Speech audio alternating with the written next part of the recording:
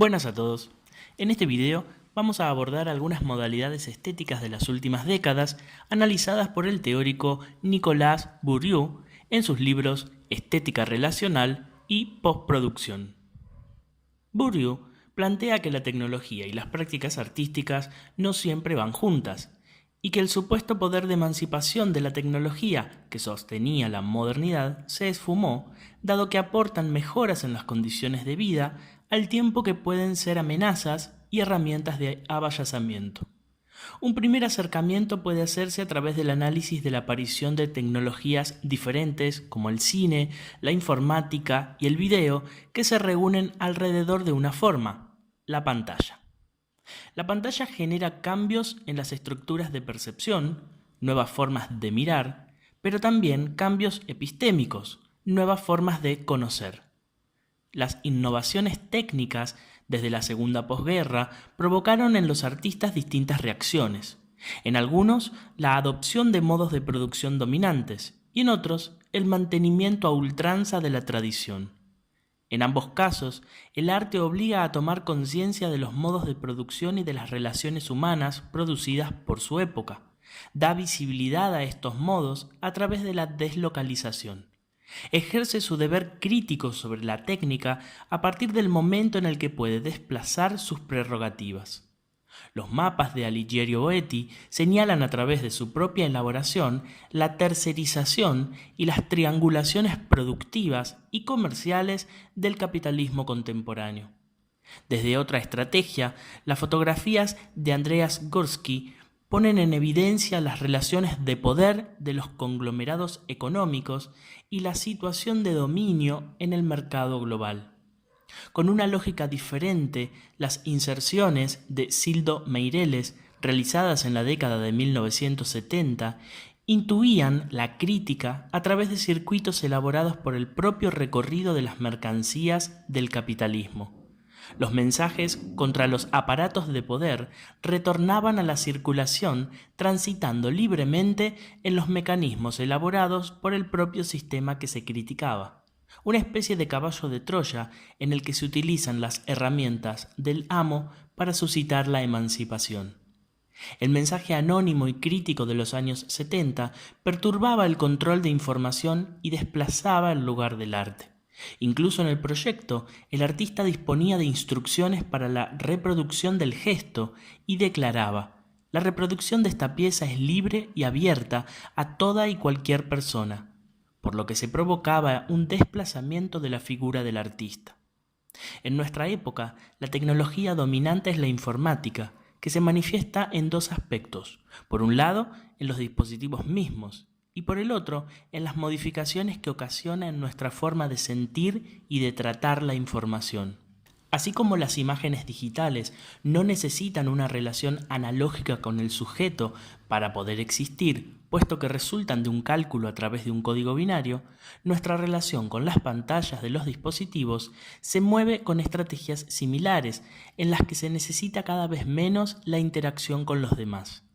Dentro de este panorama surgen estrategias y actitudes artísticas más recientes centradas en reflejar y reflexionar en torno a los vínculos sociales como objeto de arte.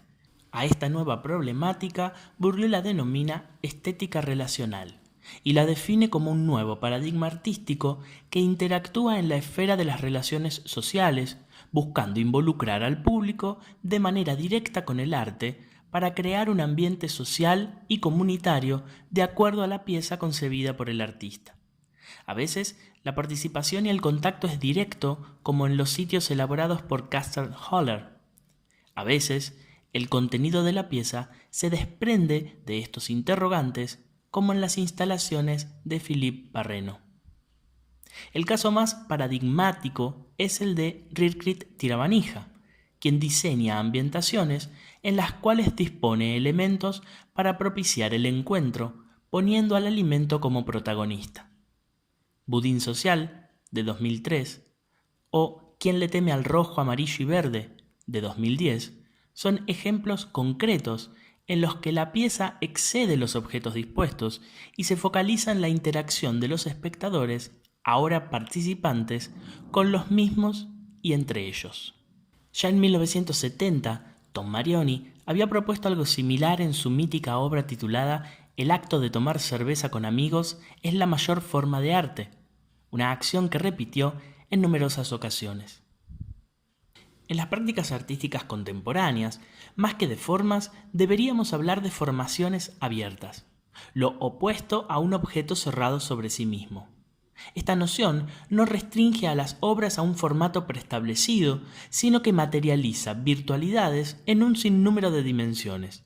La estética relacional señala que solo hay forma en el encuentro, en la relación dinámica que mantiene una propuesta artística con otras formaciones, sean estas artísticas o no. La exposición se ha transformado en una unidad de base, ya no es pensada como la suma de objetos apreciables por separados, como una exposición tienda, sino en una plataforma que genera sentido como unidad, una especie de exposición decorado, una puesta en escena unitaria de objetos.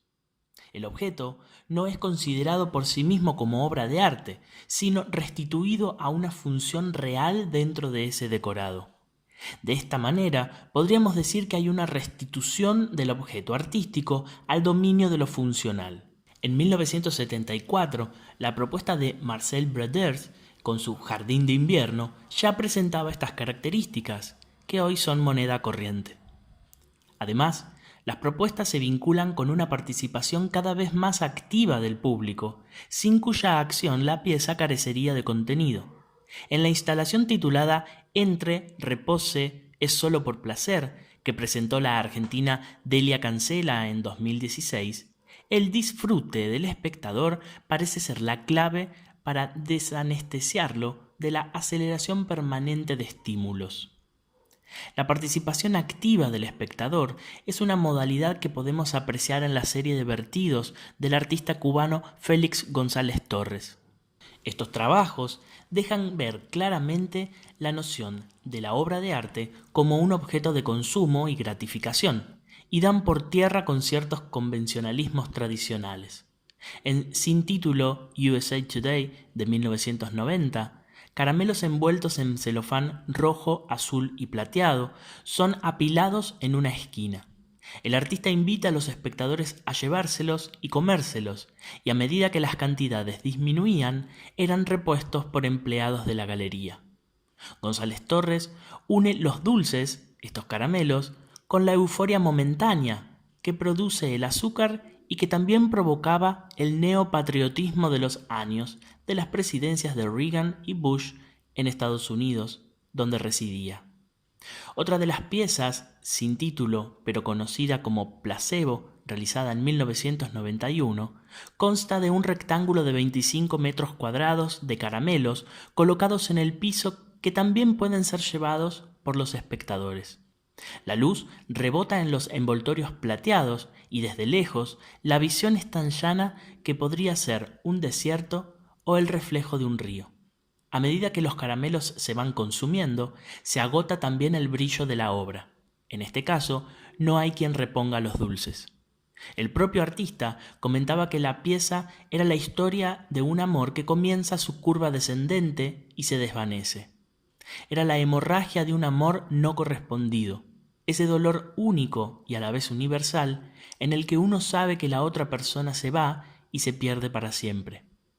El peso total de los caramelos dispuestos correspondía a la suma de los dos amantes, el artista y su pareja. Nos muestra en carne viva, prolijamente ordenada, la entropía del amor. Lo que vemos es una obra en tensión, el momento inflexivo donde ya no es posible hacer nada, pero el otro todavía está ahí. El amor como continente del desamor mismo, veneno y remedio son la misma cosa, a la vez antídoto y enfermedad. Decía el propio González Torres, estaba perdiendo lo más importante en mi vida, Ross, con quien había construido el primer verdadero hogar que he tenido. Entonces, ¿por qué no castigarme todavía más para que de alguna manera el dolor disminuya?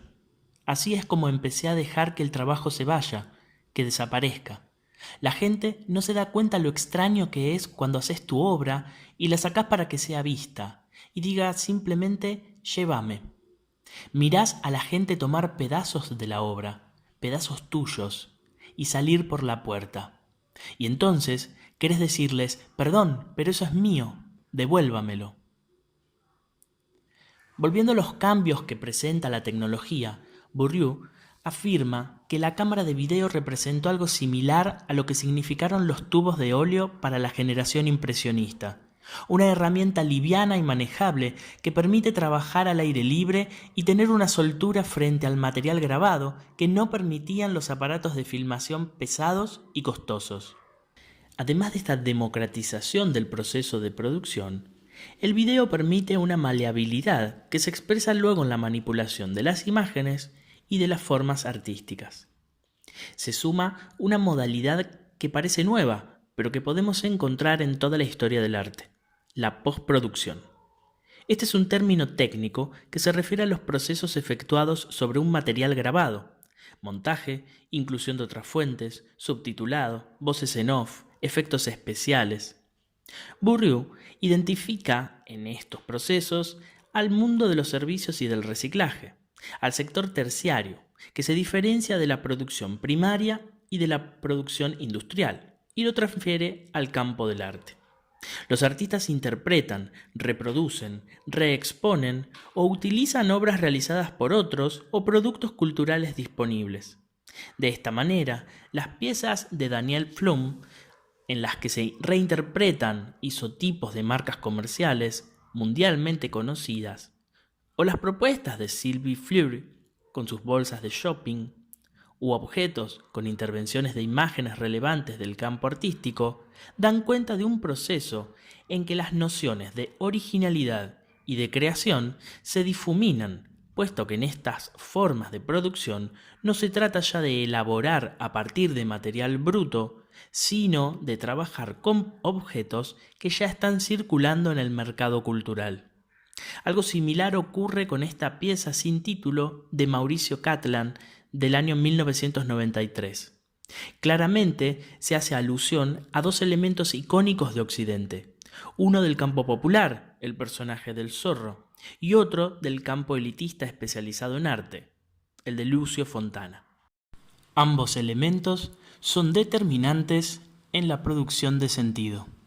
La obra de arte se inscribe dentro de una red de signos y de significaciones, en lugar de ser considerada como una forma autónoma y original.